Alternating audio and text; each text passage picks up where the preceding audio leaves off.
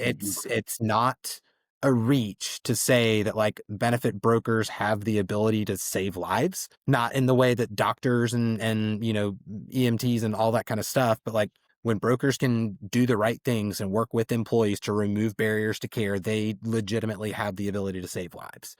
Welcome to Benefits Broker Boost, the show that gives employee benefits brokers practical strategies to grow, scale, and streamline their business. Presented by Plansight, where innovation meets efficiency in employee benefits. Now, let's dive in. Welcome back to another episode of Benefits Broker Boost. I'm Adam Smith. I'm joined today by CJ Jordan. CJ, thanks for being here with us. Hey, thanks for having me. I really appreciate it. I'm excited for our conversation today. We connected through a mutual friend, been networking together, following your content for a while. Actually met because there's a Sims Tillerson mentioned you in a podcast episode that we did. And then since then, we've gotten to know each other, and excited to talk through some of the things that you've done in your career to grow your book of business. So as a reminder, this episode is sponsored by Plansight. Plansight is the end-to-end solution for all of those RFP and renewal processes. What we focus on is making the RFP process simpler, simplifying and streamlining different systems in brokerages. So the goal of this podcast is to make the lives of employee benefits brokers better, easier, more successful. So every time we do one of these episodes, I like to say, if someone takes the time to watch one of these, I want them to walk away with something they can do tomorrow that helps them grow their business, helps them save time, helps them have a more meaningful business. So that'll be the focus today. I know with these questions that we've got, that we've talked about, CJ, there's going to be a lot of that. So let's jump right in. And anything on your background that you want to give before we jump into the questions? No, I mean, I'm a benefits broker with Ross Yerger. I'm based here in Birmingham, Alabama. I've been in Alabama for about 10 years, been doing benefits for the last 5 really. But no, I mean, I'm excited about the conversation. I hope that I can provide some value in some way, shape, or form. No pressure, but I'm just excited to be here, man. You will. So let's talk about your path into the employee benefits space. So you started with a PNC firm that was spinning up an employee benefits arm, employee number 1, just getting things going from the ground up. And then, after doing that, had an acquisition through Higginbotham, and you were there for a few years. And recently, now with Ross and Yerger, building or growing a new office, growing into a new state. So you've got this experience of being employee number 1, also being at one of the big shops, and then kind of back to square one. So I want to talk through that. What motivated you to take the leap into the employee benefits space?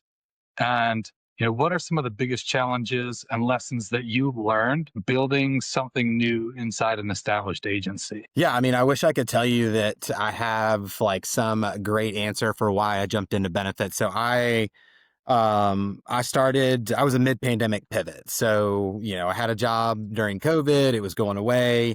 A good friend of mine was like, hey, why don't you come work with us? And, my initial response was, I don't want to go sell insurance to my friends. And he's like, great, I don't want you to do that. That sounds terrible.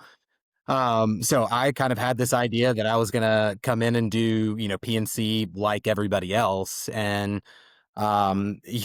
really it came down to, the CEO and the president. It was 2 separate conversations that we had at the time. And they said, we need somebody to do the benefits side of this. We don't have anybody, doing this right now. We feel like it's a missing part of, what we're trying to accomplish and what we're trying to grow. We think you'd be good at it. And, some of the guys in town at some of the other shops, the ones that make the most money are benefits guys. And I was like, sounds good. Like, I didn't know anything about PNC at the time. I didn't know anything about benefits at the time. So sure, why not? Like, it sounded great. And I mean, it was the definition for about 6 months of flying the plane while we were building it. I mean, the number of stupid questions that I asked during that period, before they brought someone on who became the lead for the benefits group and really helped me grow significantly over that time. But I mean, I still remember sitting down with a Sun Life rep and talking with them, and they've got 180/50, laying out for the dental plan. And I'm like, what is 180/50? And they're like, what? And I'm like, I don't know what these things are. And they're like, 100% for preventative. I'm like, I got nothing. So, I mean, to say that I didn't really know what I was doing is an understatement. But I was really fortunate to get connected with some people around the state early on who helped me, and I mean, I was talking to some of those guys, 2-3 times a day with, again, some of the most ridiculous questions in the world. But they brought somebody on who, again, really helped grow and develop me during that time, and I'm grateful for that, and learned a tremendous amount. And um, I think it was just the idea of it was exciting to kind of build something up, and kind of be there on the ground floor of a new department, a new division and stuff. And it really just became something that I fell in love with. I mean, just kind of putting these puzzles together for companies and for businesses. And, you start to kind of see some of the things that are going on within medical and within pharmacy. And you're just like, this isn't right. Like this is so messed up. And like, the more that you peel back the layers, you're like, I just want to like be a part of the solution. And so, like, it's just become something that I love. I get up each day and I'm legit excited to go to work. Like, the Sunday scaries aren't really a thing for me because it's something that I love doing. And so now, just an opportunity to, be a part of Ross and Yerger, and kind of, you know, help kind of open up this state with them, and be a part of that is just, it's exciting to continue to do that with this group. And, again, I mean, it's just fun, man. Insurance may not be for everybody, but I love it. That's awesome. So ground zero, like legitimately ground zero, right? Like what you're describing is that there's a group of people that will be watching this that are in similar situations. So I'd love for you to reflect back on that time, and if you could give one piece of advice that would expedite someone's career. Your career has taken off from there, but one piece of advice to someone who's just starting out, who maybe doesn't understand the terminology yet, has to do Yeah. all those same questions. What is that advice? Having been there. Wait around for somebody to come help you. Seek out the information. Like, I mean, there's a ton of great books that are out there from some, incredible people. I think John Torinis wrote The Company That Solved Healthcare, and Matt Ort wrote Don't Feed the Beast. Like, there's great books out there to help you understand. And there's podcasts like yours, that are talking with other successful producers in the industry that are doing great things. Like, don't wait around hoping that information is just going to come to you. Like, seek it out. I mean, LinkedIn has so many great people out there that are sharing information, great ways of doing things, ways that they've failed, ways that they've been successful. So, I mean, it's truly just seek out that information as much as humanly possible, be a sponge. And just you know, the more that you access the information, and you just continue to have those at bats or see those different things, like, it'll start to become second nature. But if it's just something where you're hoping to just kind of sit back and hope that you just kind of do it over time, you're just setting yourself back a lot. Like, just be aggressive with the information. There's people that are out there that are willing to answer your questions, but they can't answer your questions until you ask them. So go ask them, go find the information, just make it a point to try to learn something new every day. And I mean, I truly think that that's the best way to do it, because there is I still have so much to learn. I'm the first one to acknowledge that. So, like, you're not going to run out of things to learn in this space, because it's always changing and there's always something new out there. And again, just the more that you create opportunities to, access more information and ask those questions, I think the better off you're going to be. Yeah, those are great recommendations. And you highlighted two things. I'm recently in a new industry as well, right? I've been most of my life in some form of the healthcare industry, but not in specifically the employee benefits space. Be a sponge, right? Like, there is a ton of information out there. Be a sponge, like you mentioned, and don't be afraid to look stupid. Ask the questions. Yep. People are so willing to help, and if you can get your ego out of the way and not get blocked and just sponge everything up, you'll learn really quickly. So I love all of those suggestions you made there. So you alluded to a little bit of this in having and in saying that the healthcare system is broken and wanting to be part of the solve to that. But when I interact with a lot of brokers, um, there's kind of a surge of content that highlights the way that brokers rethink the way that they communicate value to their customers, and you've got a lot of posts that are similar to that. Um, what do you feel like brokers get wrong, or sometimes get wrong, when they're trying to stand out or win new business with potential clients? I think there's and look, we can all be guilty of it. So, I mean, it's just as much me than it is anyone else. I think sometimes we lose our authenticity because we're trying to maybe be something that we're not quite. And I don't mean that in a negative way, but I think there's just a tendency to do that, to maybe not lead with the authenticity and who you are just as a person in general, that can get in the way of some stuff. You know, our state's unique, obviously, with the Blue Cross Blue Shield, monopoly that's here, and Blue Cross doesn't really work with brokers. And for a long time, and I mean, it's still frustrating, don't get me wrong, but I think for a long time I was frustrated with that because, I would see on LinkedIn producers just kind of sitting back and taking these fully insured renewals and not doing anything. And, oh, let's negotiate it down from a 20 to a 10 and all that kind of stuff. And they're still getting paid on it. And like, that's not really our state. And again, for a while, like, I was maybe frustrated with that, but being in the position that I'm in, I think I look back on it in a weird way. I'm a little grateful for it because it forced me to maybe think differently about healthcare. Because I couldn't really sit there and have that approach of, negotiating down an 18% renewal to a 8% renewal. And, we're getting paid commissions on that because we don't from Blue Cross Blue Shield. So I was never like Mhm. comfortable with that fully insured approach and, just kind of rinsing my hands of it, saying, good for me. I got the, fully insured renewal down a little bit and, I can go on my way. That's just not our dynamic. And so, you know, I think there still probably is a little bit of that fully insured mentality of, good for me. I negotiated it down from, 20 to 10 or, whatever numbers they are. Um, but I think there's just another step that a lot of brokers can take. Is it a little bit more work? I mean, yeah, probably, but if it's what's best for the group, it's what's best for the group. So, again, I think sometimes it's just, sometimes I think we lose our authenticity a little bit, and sometimes I think it's just we're kind of okay with the status quo and don't really want to rock the boat a little bit, and just let it go from there. If it's not broke, then don't fix it. But everything's kind of broken. Yeah, yeah, that's it. That's actually a really interesting point. There's a lot of brokers that try to balance, toe the line with both sides of the equation, and some can do that successfully if the circumstances are right.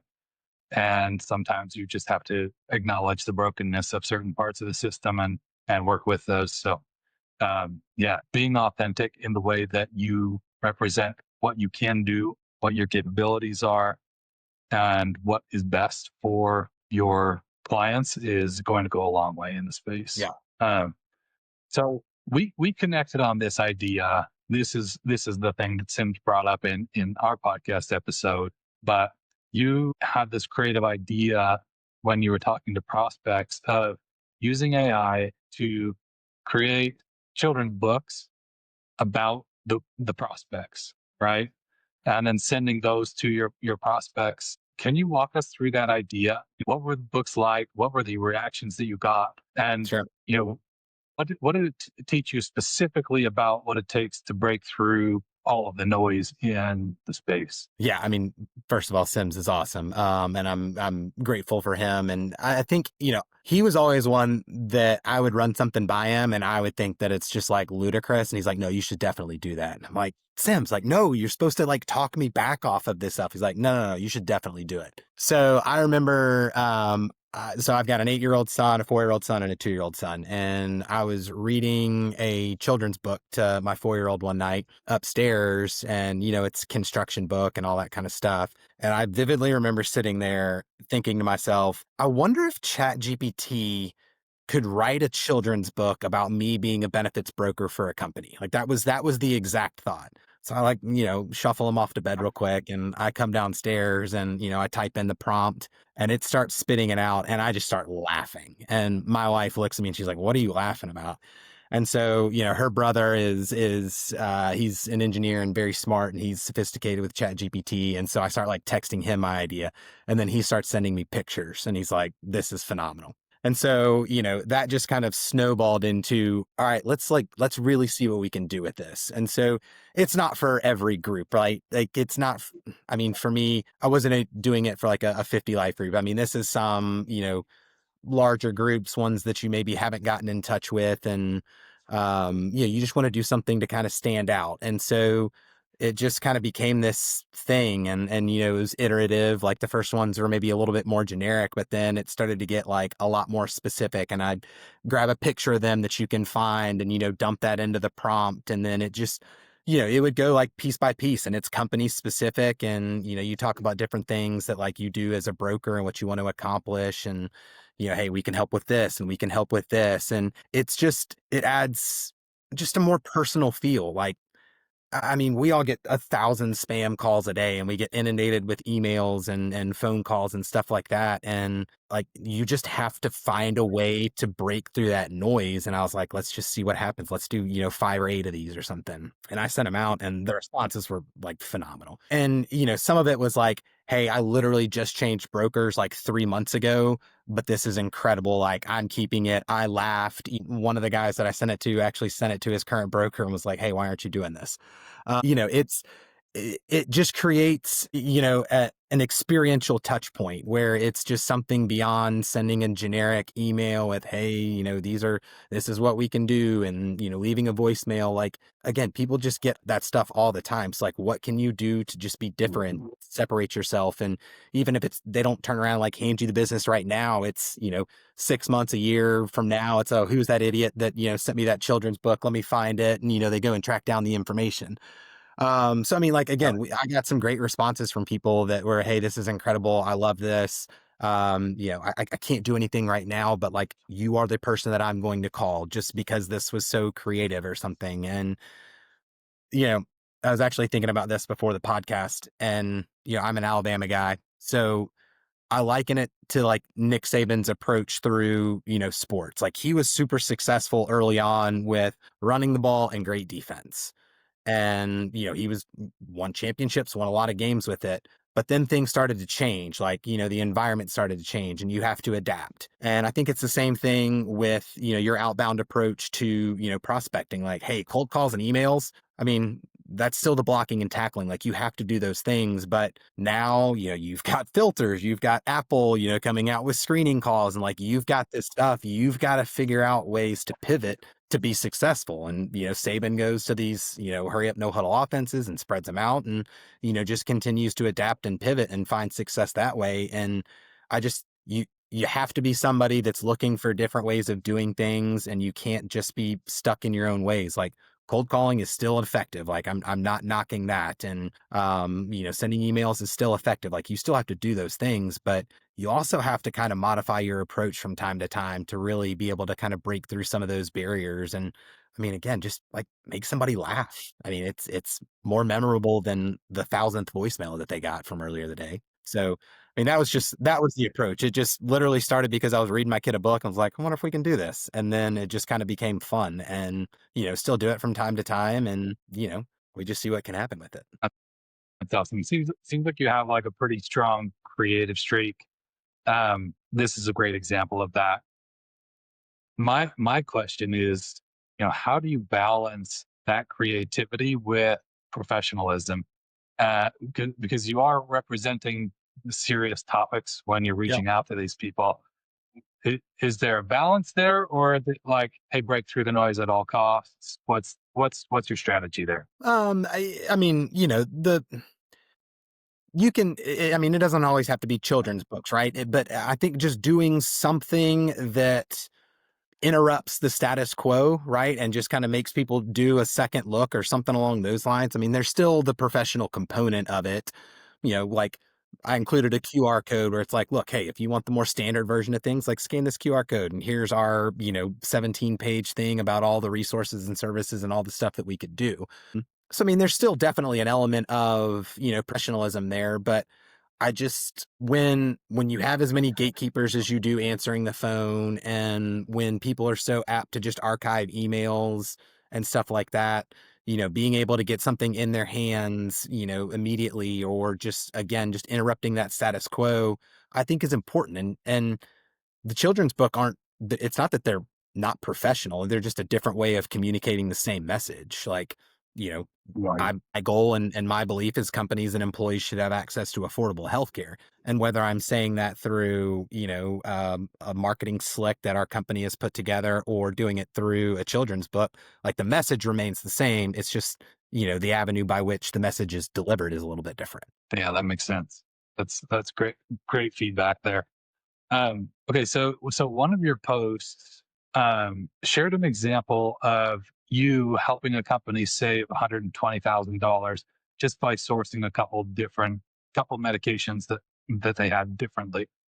Um, walk us through what that looked like, and then specifically, why do you think opportunities like this are still being missed by so many brokers? Yeah, I mean that one, oh, like I remember every step of the process of it. It was, yeah, because we have a dashboard that we look at consistently, and we're just seeing this one medication that's just destroying the plan, and it's frustrating. You're like, this one medication is representing like 30% of this company's spend in on their RX. Like, there's got to be something that we can do. And so the medication was an 80 milligram dose of this specific drug, and we're talking with our PBM partner, and what can we do? What can we do?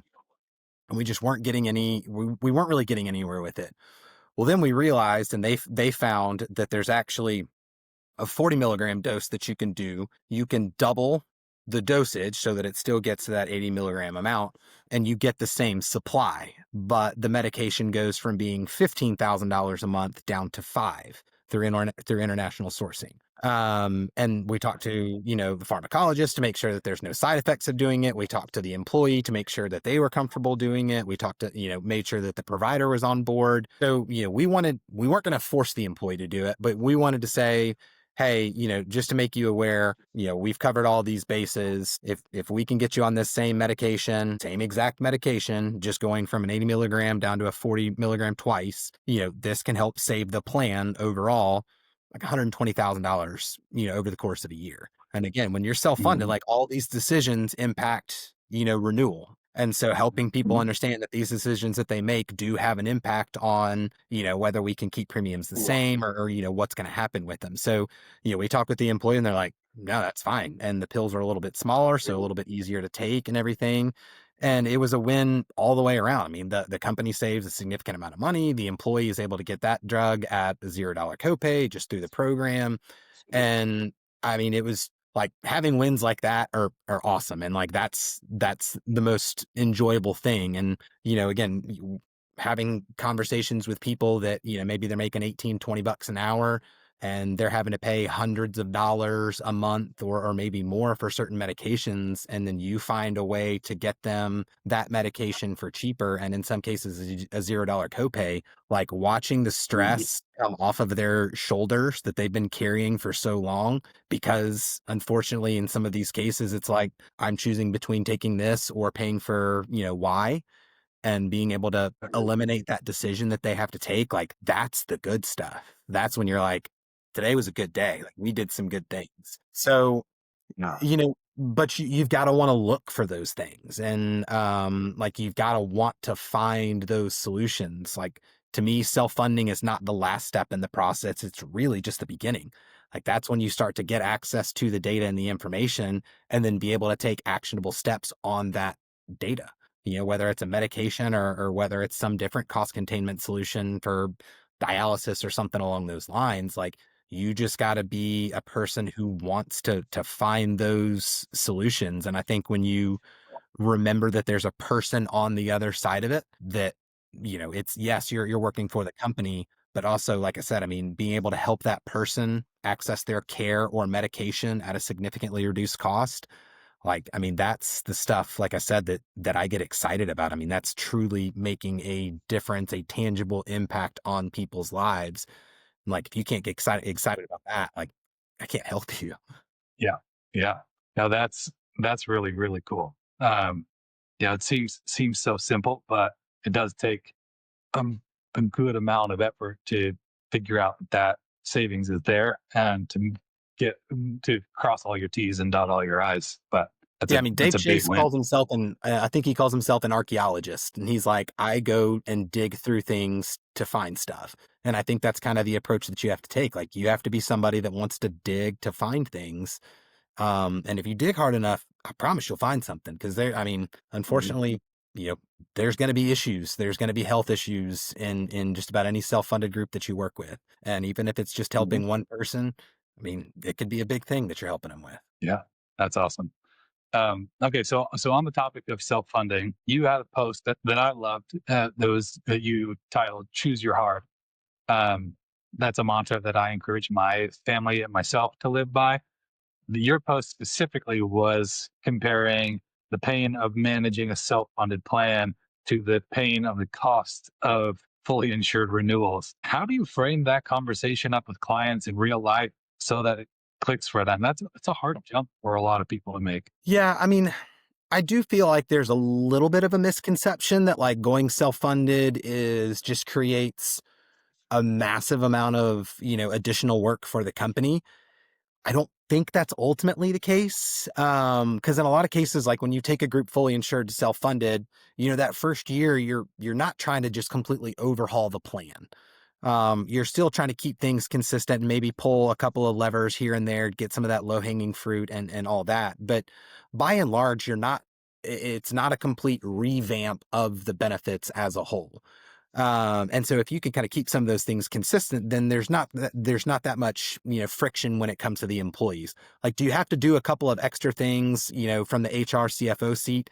Yes. Like, I'm not going to pretend that that's not the case, but I think a lot of the work actually is on the broker side because, like, again, now you have access to claims data. Now you can actually sift through things. Now you're starting to present some of these solutions.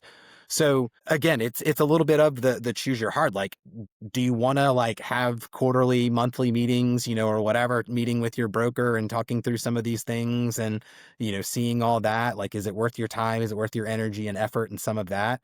Um, maybe at the end of the year, I mean, just to use examples, I need round numbers and easy math. I'm a simpleton here, but like, if you're paying $1 million in medical premiums, would you rather get a 10% increase on the full million, moving forward?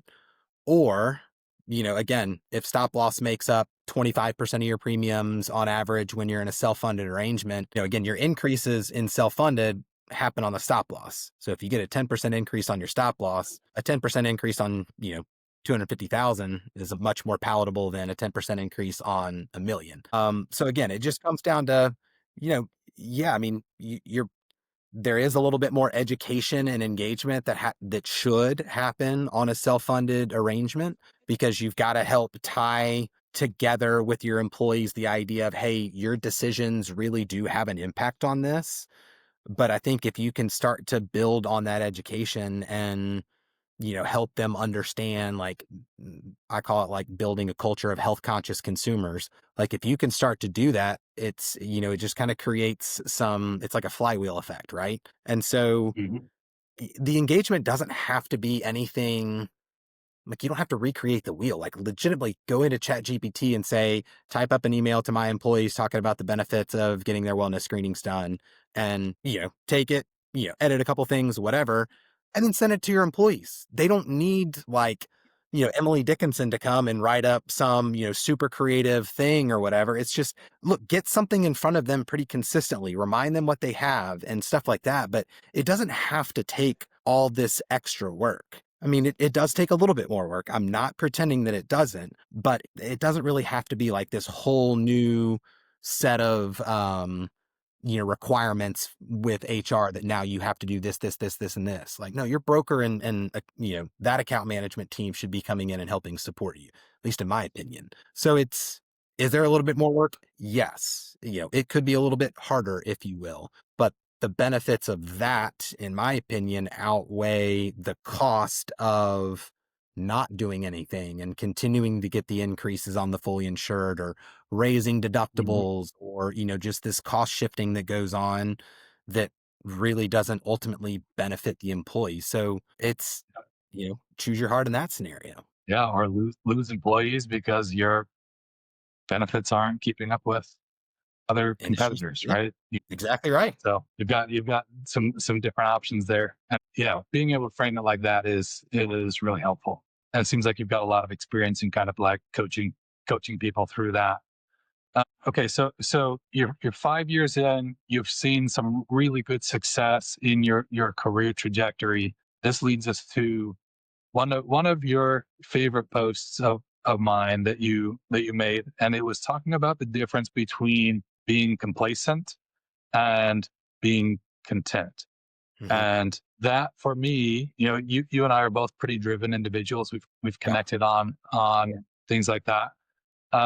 That is something that is difficult for me to allow myself to be content without getting complacent. So this resonated really well for me.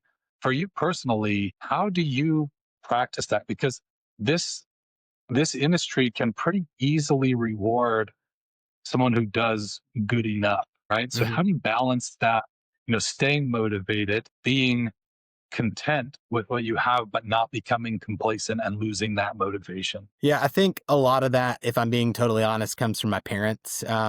Just seeing, what I mean, I was very fortunate growing up and, my dad did sales within engineering, hydraulic and pneumatic parts and stuff like that. And my mom retired as the chief information and technology officer for a massive hospital corporation up in Memphis. And just seeing the work that they, put forth on a regular basis, I think, I got a front row seat to see their work ethic and what they did. And I think for me, I don't know that complacent is ever really something that's ever made sense to me. Again, just watching my parents and watching my family and stuff like that. Um, that it's just not something that I'm comfortable with. Like I don't, I'm terrible at being idle just in general. If I have to take a couple days off of running or something like that, even as a side example, like my wife looks at me and she's like, go, like seriously, go get out there and do something. So I'm just not a person who likes to sit idly by. But on the flip side of that, contentment doesn't mean that you can't be driven. Content just to me, content means like even if I didn't hit these goals or even if I didn't, sell as much as I wanted or do something along those lines, like still really okay with where I am and where we are and what I have. And Mhm. like we're very lucky and we're very fortunate, and we're very blessed and all those things.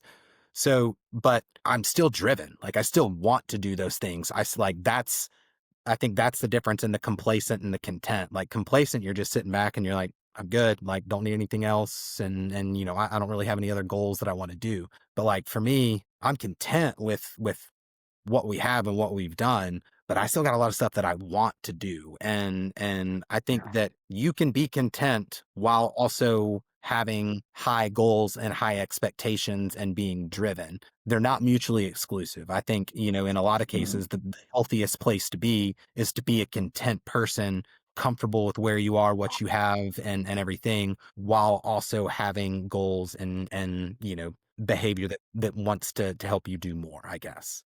Yeah, that's great. I'm happy where you are, still hungry for more is Yeah. like what I boil it down to for myself. And really was something that I struggled with for a long time.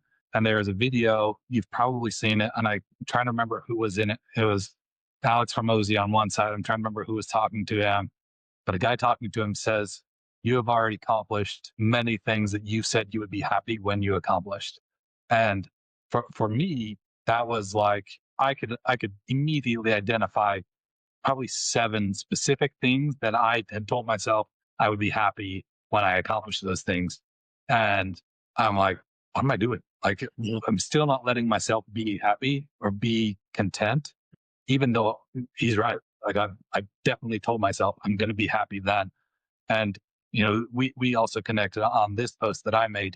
It caused a pretty big shift in my thinking, where I had to completely shift to, it was like I couldn't balance these things of staying motivated and staying hungry and being happy. Hmm. And I had to really shift to gratitude of the things that I already have, things that I've already accomplished, and still know that I have those goals for myself. And they're not mutually exclusive, right? It's, you can be happy with where you are, but still hungry for more. So Yeah, I, I mean, I, I I think. love that post, love that concept. Oh, and what you were talking about, like, I think gratitude is a cornerstone of being content. I mean, that's one of the biggest, like, I almost feel like it would be difficult to be content without gratitude, right? I mean, I feel like those things are very closely aligned, and the more that you can practice that gratitude and being thankful for what you have, but also being thankful for the people around you, and all that kind of stuff, I feel like it creates more ability to experience contentment in your life. Like, God, I'm so lucky. I'm so thankful for this, and I'm so thankful for this, and all this kind of stuff. And you just sit back and you're like, man, this is great. Like, I'm really thankful to have this. I still want to go and do big things, and I still want to, do X, Y, and Z. But I know that even if I don't get to those things, like, I still got it pretty darn good, and that's a great spot to be. Um, so again, Yeah. I think it is very possible to be a highly driven person while also being a very content person. That's just my opinion. People may disagree, but I think that Sure.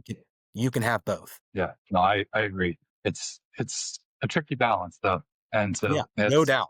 it's something that I think people have to figure that out for themselves. And then, it took me almost 40 years to finally get to that point, where it's a pretty rude awakening for me, but it's been a great one. Um, okay, so two more questions. We're running up on time here. This has been Yep. great so far. Tons of really really helpful content for brokers in the space. Yeah, around mindset, around some cool strategies, breaking through the noise. If you went back to day one, right now, I mean, kind of are you, right? You started 4 days ago at a new agency in a new Yeah. state. But if you had to rewind your career all the way back to day one, what is a piece of advice that you would give yourself to expedite the last 5 years? If you could condense them into like two and a half, what would that piece of advice be to your younger self? Um, I think I played it safe a lot early on, because I didn't know what I didn't know, and in a lot of cases, I was maybe coming into existing business and really just wanted to be conservative with what I was recommending and stuff like that. And so, I think not necessarily take more risks, but be more comfortable and confident going into places and making some different recommendations and having different thoughts. I think early on, a strategy in Alabama, and it's no secret, is, in the fully insured, to add a secondary or a gap plan. And that's kind of all I knew early on. And so, I focused on the smaller stuff and was maybe really hesitant to go after anything a little bit bigger because I didn't feel I had the knowledge and stuff like that. So, I would probably go back and tell myself to, be a little bit more confident. I mean, yeah, take a few more risks here and there, and just probably learn a little bit about self-funding a little bit earlier. I don't think I really dove Mhm. into self-funding until like 2 years into it. Um, and now, like, I just love it so much that I wish I had started 5 years ago instead of like three. So I think that's probably, I think I just played it safe a lot early on. And, that might be normal, but that's probably what I would go back and say is, stretch yourself a little bit. Yeah, would you kind of boil that down to, you kind of had your path through this? Would you boil that down to like expanding your horizons and seeing all of the things that are out there and learning as much about those as you can as quickly as possible? Or, what, I guess, what takeaway, rather than like just go look at self-funding and get into that earlier, is there overall takeaway, like philosophy behind that you would give? Yeah, I think I lived inside of a box early on in terms of structure and recommendations and templates as far as solutions.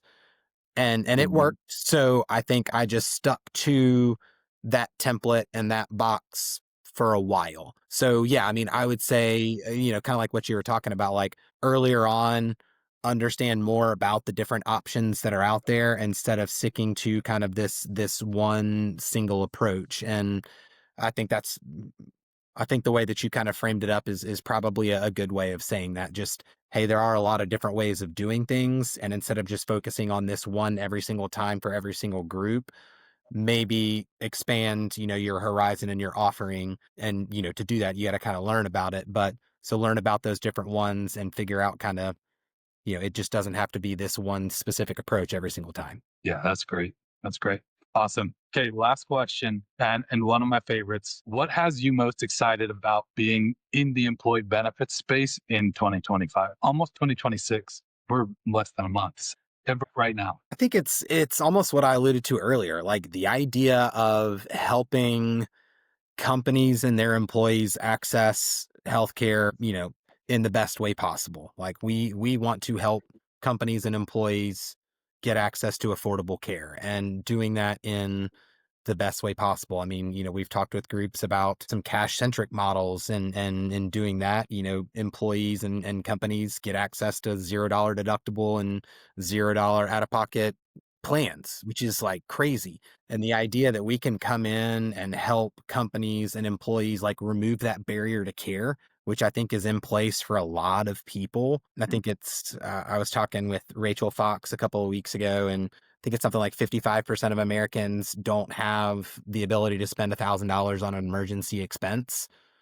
And Mhm. healthcare is one of those emergency expense often. So, and we see deductibles north of 1,000 oftentimes.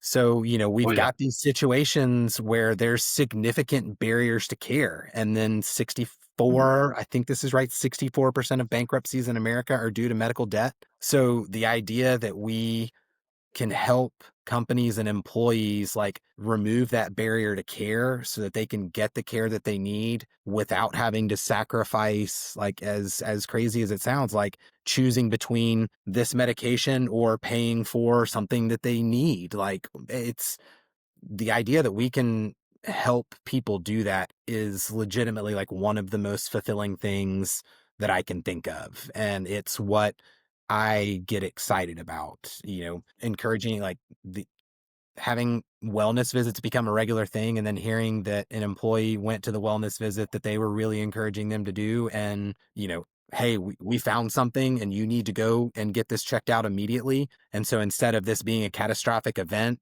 through working with them to, tweak this behavior and stuff, they catch something earlier on than having it be a catastrophic thing. Like Mhm. it's not a reach to say that like benefit brokers have the ability to save lives, not in the way that doctors and EMTs and all that kind of stuff, but like when brokers can do the right things and work with employees to remove barriers to care, they legitimately have the ability to save lives because people can go and get the care that they need earlier and for cheaper and potentially catch something that could be, life altering. And like that's what I get excited about, is just helping companies and employees get access to affordable care. That's awesome. We'll just let that be a mic drop there right at the end.